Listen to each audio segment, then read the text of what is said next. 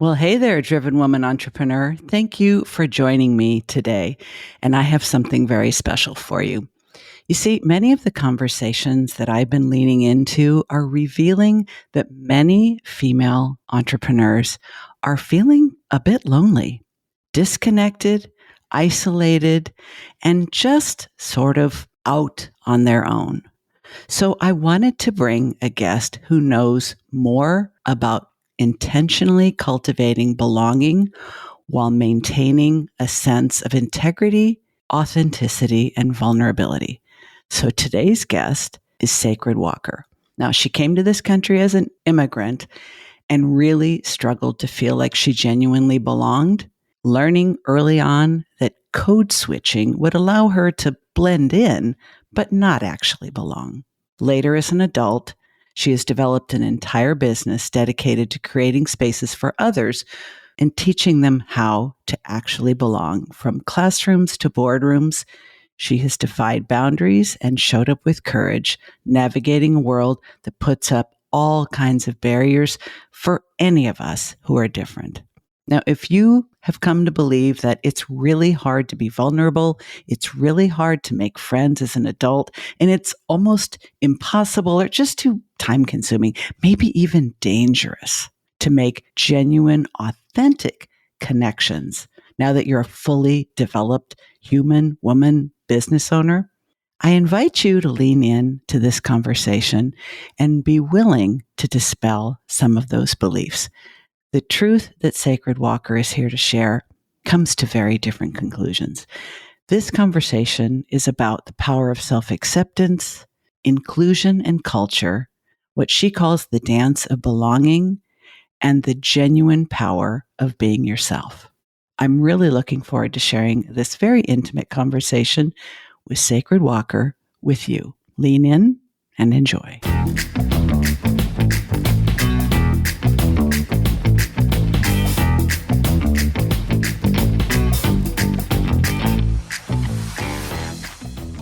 So I am joined today by my friend and colleague, Sacred Walker, and we are here to have a conversation about some of the most important things that I talk about on a regular basis and that are probably on your mind as well. We are here to talk about belonging, connection, and understanding the balance as an adult, connecting with other adults between being our authentic, genuine, vulnerable selves and appreciating that we might not be in a place where we can do that and truly belong. So welcome, Sacred. I cannot wait for this conversation to begin. Oh my gosh, I'm so glad to be here today.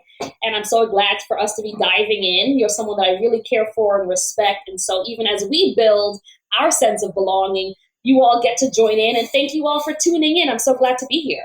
One of the things that I want to start with as a reference point is a few years ago when I started following the work of Brené Brown, when she made the distinction between fitting in and belonging. And I don't think it was until I started really contemplating that difference that I realized I had spent far too much of my life shaving off parts of me, stuffing other parts of me into some preordained box in order to fit in.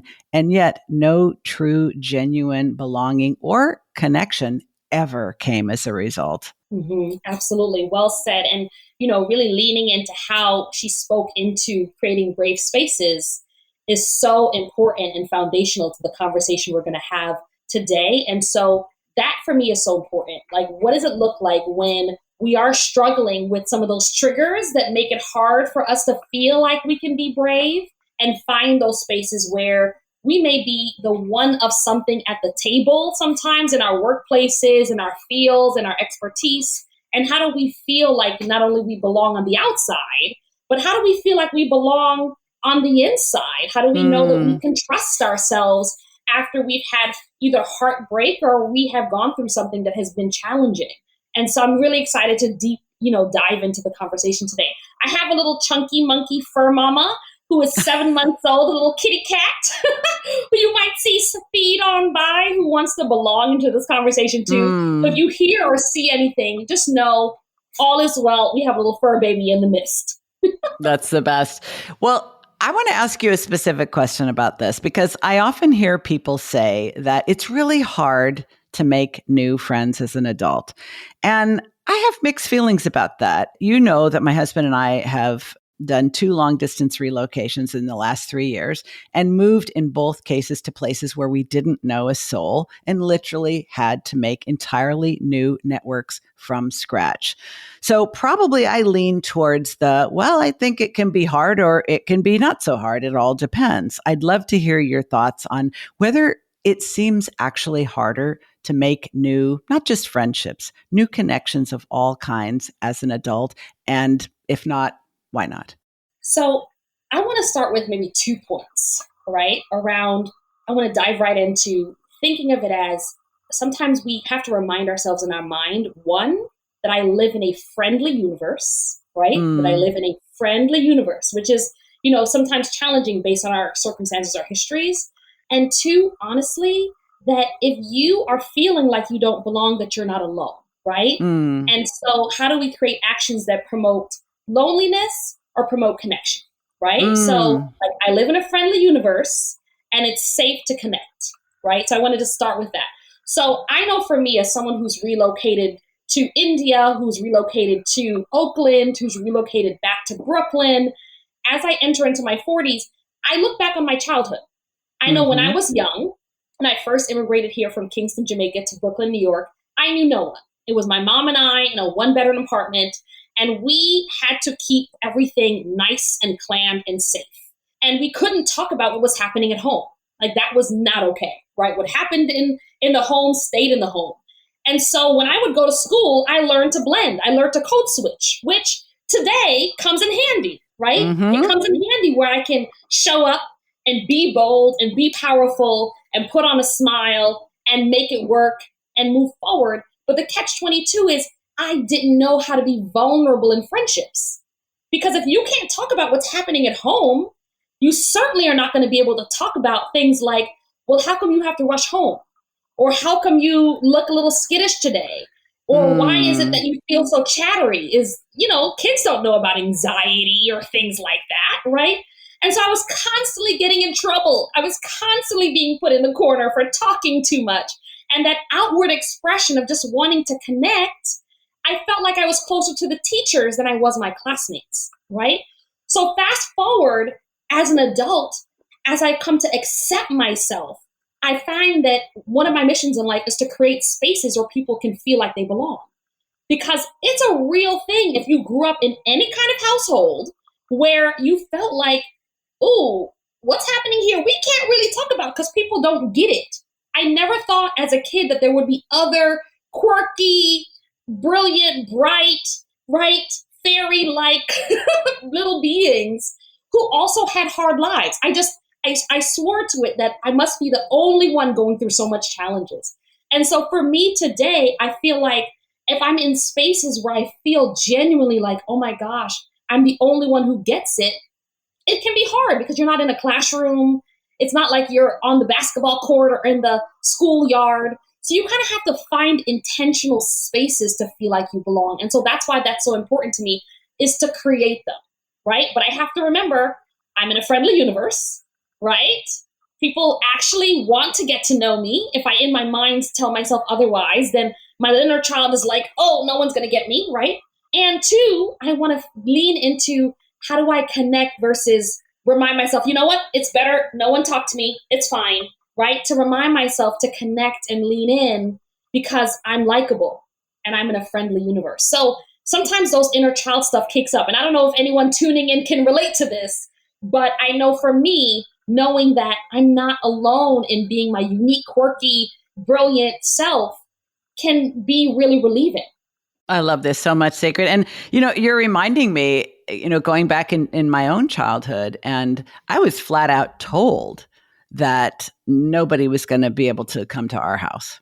Like, my parents actually acknowledged that what was going on in our house was not normal. They didn't say it in so many words, but I was not allowed to bring friends over. Nobody ever came to our house. So I didn't know why that was the case, but I knew that I was desperate to make friends. Like you, I was desperate to connect with the teachers. I was very bright, very curious, very eager to learn little kid. And there wasn't any sense of nurturing going on at home. So I really depended on my relationship, especially with the teachers, as alternative, healthy adult attachment figures. But you go to school, you make friends, they can't come to your house. So are you ever really going to be their friend? I mean, you can only go to another kid's house so many times and then they want to come to your house, or their mother insists on it because they've had enough of you being at their house too often. And then you just had to drop the friend and you could never express or explain why.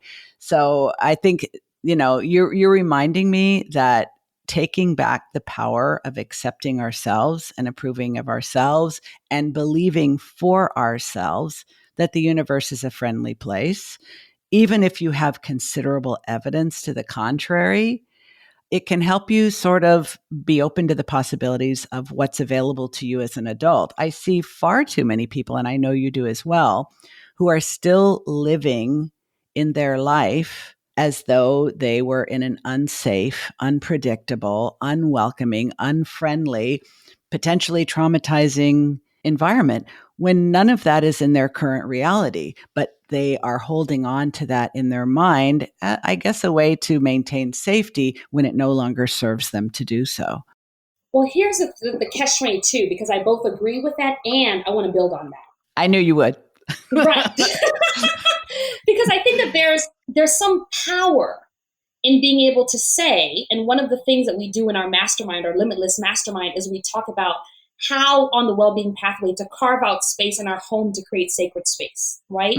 So we have to first feel like there's, even if it's a desk, a room, a corner, even Maya Angelou, who was a writer, as I say in the well-being pathway, created sacred space in our home. Even Oprah recently did something where she and Gail went off and they were able to go off together and create sacred space and belonging in their connection. So, we want to look at that, right? That we can move in the world as if I'm likable, right? Researchers say, if I feel like I'm likable and I approach you as if I'm likable, then when you reject me, it has nothing to do with me. It's about your ability to take vulnerable people or not.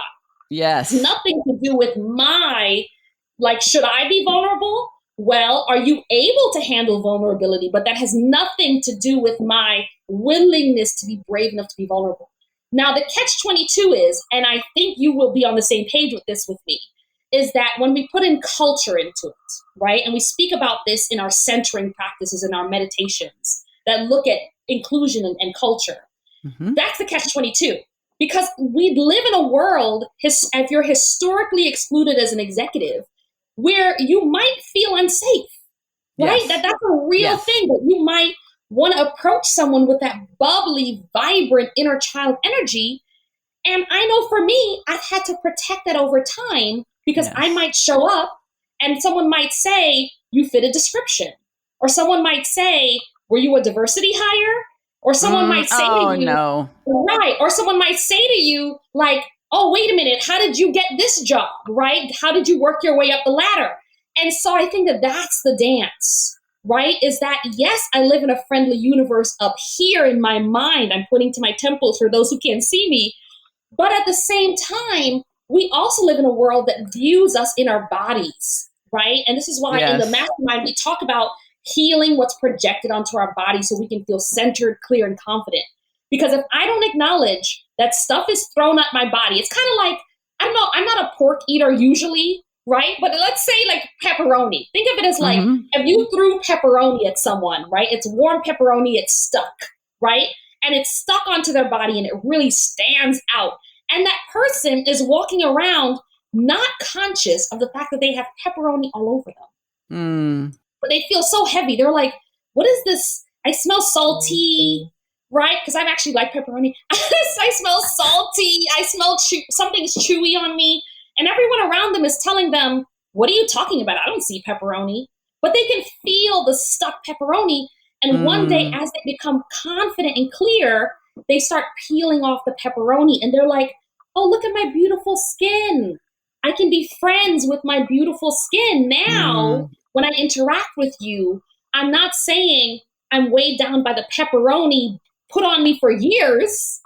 I'm seeing my skin. But when you throw pepperoni at me, I can go, excuse me, you're going to take back this pepperoni because that's not mine, right?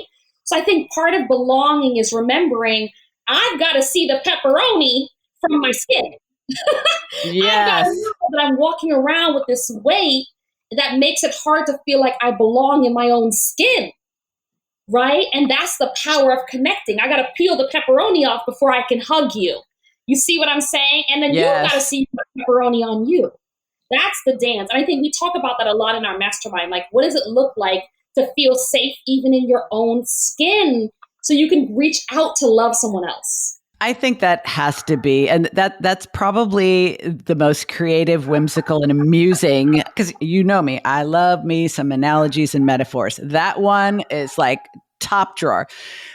What I'm thinking is it really, and I like that you're calling it a dance, Sacred, because it truly is a dance between not violating your belonging to and with yourself in service of belonging with others. And it's an organic, dynamic thing. It's not a one and done. It's constantly being experimented with and tested. I'm just thinking of all of the women in the workplace, whether it's the color of their skin, maybe they wear a hijab, maybe they just their differentness and all the projections and beliefs and biases that other people have about them that come to them automatically because of those differences.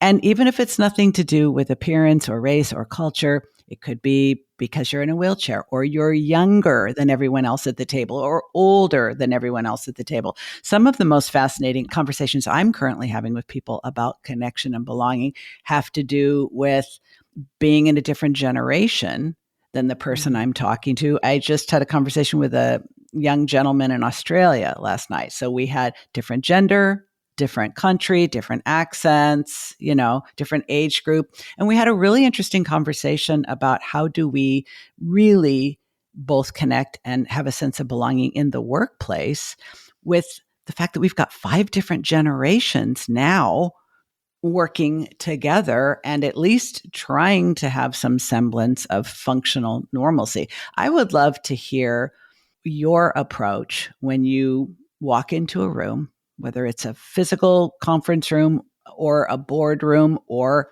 a Zoom room with multiple participants, and you immediately recognize I'm one of, for whatever the reason. How do you center and ground yourself? Because I know you've got to practice. I know you do. I'd love to hear it. I do. And I have to admit that I incorporate this into our mastermind when we talk about like sacred walking. So every day I do what I call my 3 M's, if you will, right? So I do my meditation for maybe about 15 minutes or so, take time to center myself. I take some time to do some mindful walking. I'm taking some time to do walking, and I kind of teach more about intentional walking there. And then I take some time to do a moment of reflection. So whether it's a moment of reflection over my vision board or I do some journal writing. So I take some time to do my 3 M's. And so I find that if I do not do that, the anxious, ambitious woman in me, the driven and woman in me will write a checklist that goes from A to Z of all the million things that would make me successful that I need to do before I can actually achieve my goals. Like if I don't get clear on boom, and then out of those 3, I come to one, what will make today successful? Whether I'm speaking to one person in my coaching or whether I'm speaking to a team of 200 in the governor's office of New York State, wherever that is, how am I going to make one thing successful? Even if it's that I'm going to, at the end of the day, this day is successful because I feel clear and confident on the inside. Or this day is successful because I gave myself a hug at the end of the day. Or I reached out and I put that submission in for the first chapter of my book on the other side of the training, right? Whatever it is, I choose one thing after my 3 M's.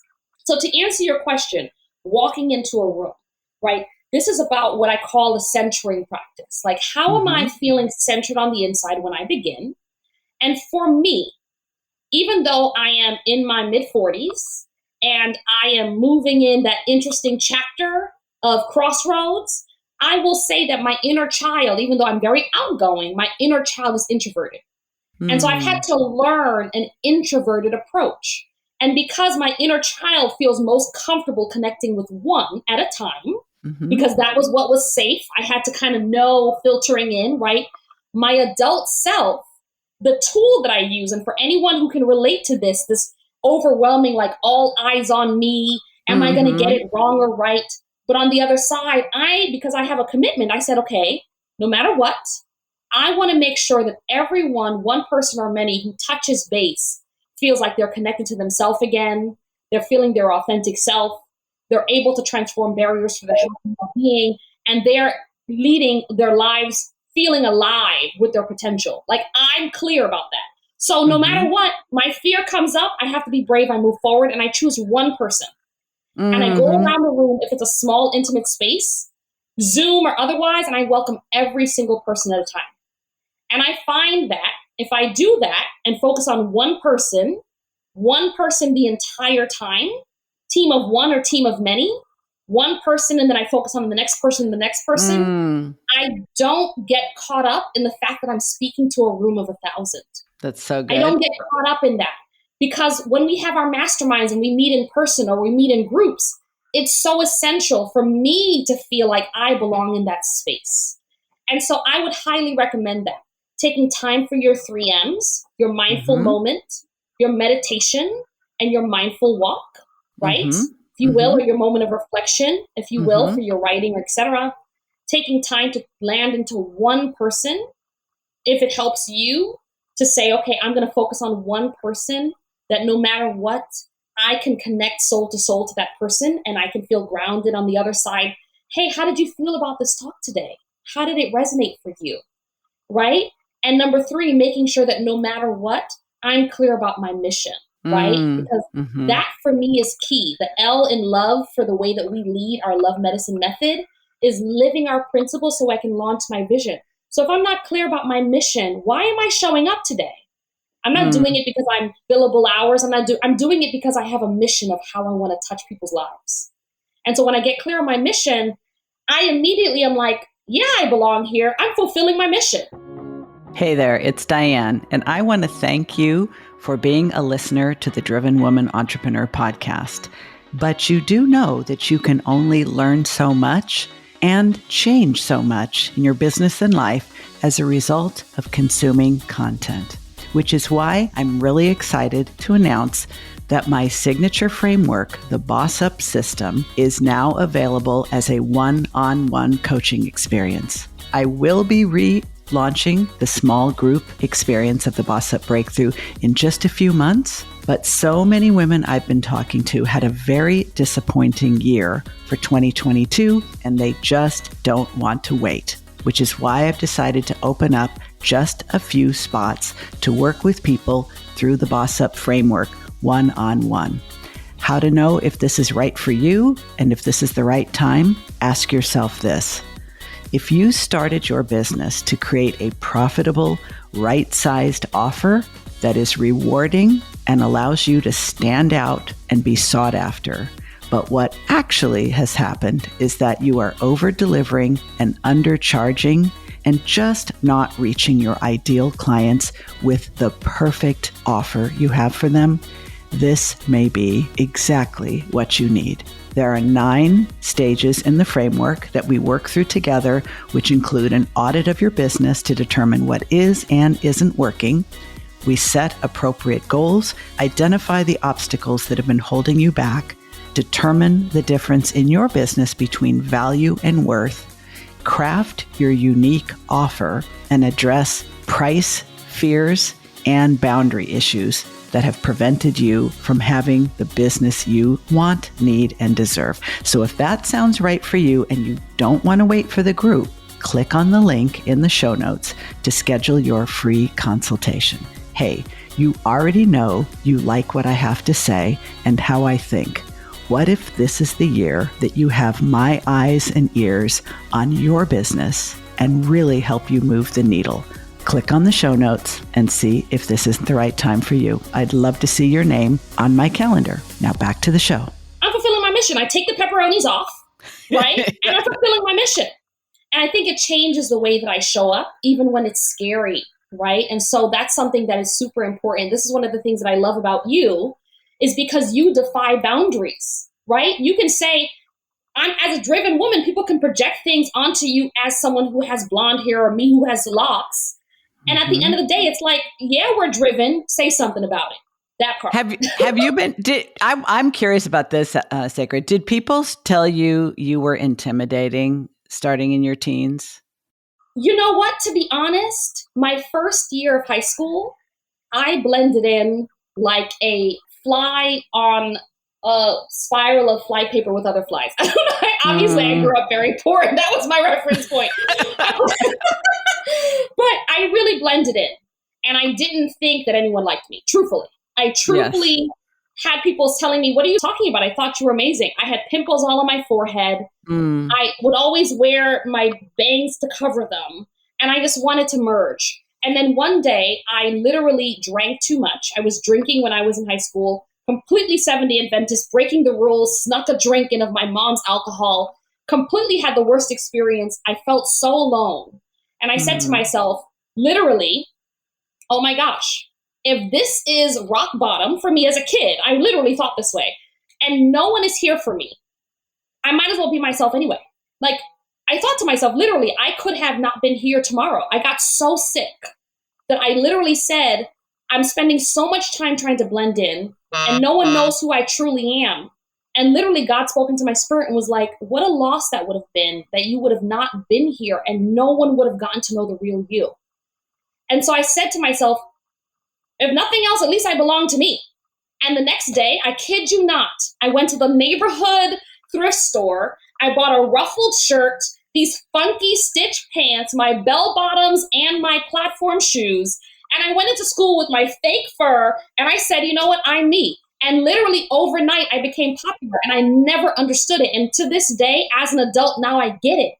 What I got was, I finally showed up as me, and in me being afraid of showing up as me, it actually was, that was a thing that was going to draw me to my people, right? And so I'm not saying you have to grab a fur coat, or I'm saying it's not even about the clothes. It was about what I changed on the inside that showed up on the outside, right? And then from there on, I started hearing I'm intimidating, but not intimidating because I was outshining. I was still taking time to try to understand how you feel like you don't belong, because that part of me that was wounded never left me. yes. So I think Yes. it's the balance of showing up in confidence, but never losing touch with that sensitive little girl who knew what it felt like to feel like no one got her, but now bringing that into the platform rocking young lady. This is such an exquisite story. And I hope that people listening can really, really, really take it to heart, because I know that wherever you are, wherever you're listening, wherever you live, whatever your background, whatever your circumstances, whatever color shade your skin is, you have been taught, if you are a female identifying person, you have been taught that you're not enough. And for those of us like Sacred Walker and I, who are outspoken, can be noisy and quirky and eccentric and silly and goofy and talk about pepperoni when we're making really important points, we also get told that we're too much. And it is the too muchness that causes us to dim and shrink and fade. And you will blend when you do that. You will be as bland and boring and unnoticeable as you could possibly be, but you will never, ever, ever really feel that you are connected and that you have a sense of belonging and that you're being accepted, not only with others, but not with yourself. So you're so right. It's such a good example of, well, nobody likes me anyway, and I'm miserable trying to blend in. So, what if I just take off the brakes and allow myself to be who I actually am? At least I'll be enjoying myself, even if everyone else rejects me. And that was the turning point. And I love the sticker on your wall, because this is a audio and video podcast. She remembered who she was, and the game changed. And how wonderful that this happened when you were still in your early developmental years. Because so many people we meet they do this very hard work of excavating their authentic self from under the rubble of judgment and fear and rejection many years down the line. It's probably one of the reasons why you shine so brightly and are such a leader now. And to that point, you've mentioned several times about the mastermind. So I want to give you a couple minutes to share for all the people listening who are like, I got to have some more Sacred Walker in my life. Tell me how. Absolutely. So, I appreciate the invitation, and, there's more that's going to be dived into when we have our upcoming event. So definitely reach out. You can reach out in the show notes of the link, or you can reach out at Ask Sacred on Facebook and Instagram, and Sacred Walker on LinkedIn. But, something that I really loved that you just spoke into was belonging. And so that's the focus of our mastermind. In short, when we fry fish, we go into the kitchen. I know I grew up with fried fish. You must be hungry right now, girl. You're talking about pepperoni and fish. Bring it. You're going in and you fry fish. You might fry fish in your own unique way, right? And sometimes in frying fish, the oil jumps out on you if you're not careful, unless you have an air fryer that we have now or something with a lid. But it might jump on you and it burns you, right? And so now all of a sudden you connect fried fish with the burn. And sometimes triggers can be like that. And so one of the things that we're going to be doing in our mastermind is looking at how do we celebrate your unique way that you cook and fry that fish and love on that, and the unique sauces and scents that you put on it, whether you're putting on it things connected to your Middle Eastern background, your Italian background, or mine, your Caribbean background. But also, how do we center ourselves so that when we can bring some anointment to one another, so that we can feel like we can continue to shine in the world and not blame ourselves for the oil that jumped on us, right? Because life happens. And whether you are 20, 40, 60, or 80, you might be reinventing yourself. And so in this mastermind experience, you'll be getting support around how to feel like you belong in a clear and confident way. And we're going to have a big retreat together, which is going to be really delicious and beautiful. And so we're really supporting empathic visionary leaders to come together and to shine. And so do reach out, do connect. We'll have some opportunities to learn more over time. But I'm super excited to make sure to remind you to never blame yourself for the burn impact of you reinventing yourself and cooking something new in a different way, right? We just want to help. And then on the other side of that, we have the meal of the vision that is your unique calling, that you become the answer to your ancestors' prayers. And so I'm so glad to be a guest on your show today. And please do reach out so that we can be in the Belonging Mastermind together. I am so glad that you woke yourself up to the truth that you are here to lead and shine and help others grow at an early age. And I'm just so here for it. Thank you, my friend. Thank you so much. And thank you everyone for tuning in. It's been an honor. That's a wrap, folks.